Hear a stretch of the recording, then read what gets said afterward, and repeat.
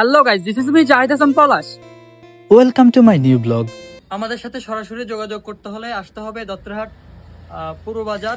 Guys, আজকে আমরা এসেছি সর্ববৃহৎ নোয়াখালীর সদর উপজেলায় একটি ডোলের কারখানায়, যেখানে কিনা ওনারা তাদের হাতের আদলে ডোল এবং সকল প্রকার গানের ইনস্ট্রুমেন্ট তৈরি করে থাকে।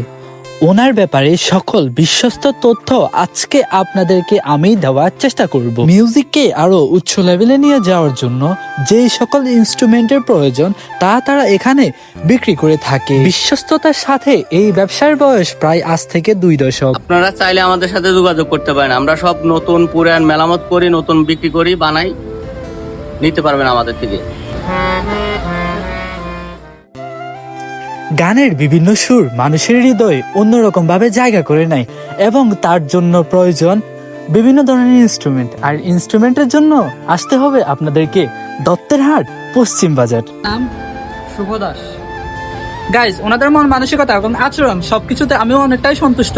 আধুনিক গানের যুগে যেখানে লোকগান এবং দেশাত্মবোধক গান প্রায় হারিয়ে যাওয়ার শীর্ষে, সেখানেই তারা কিনা গানকে বাঁচিয়ে রাখার সর্বোচ্চ চেষ্টা করে যাচ্ছে। আঙ্কেল, আপনি কি ডোল বা তবলার যে ধরনের সমস্যাগুলো হয় এগুলা কি আপনি সলভ করেন? হ্যাঁ, আমি সব কাজ করি, নতুন বানাই, পুরান পুরান মেরামত করি। আর চামড়া জাতীয় শিল্প যেগুলা, চামড়া ঢোলগুলা সবগুলো আমি বানাই।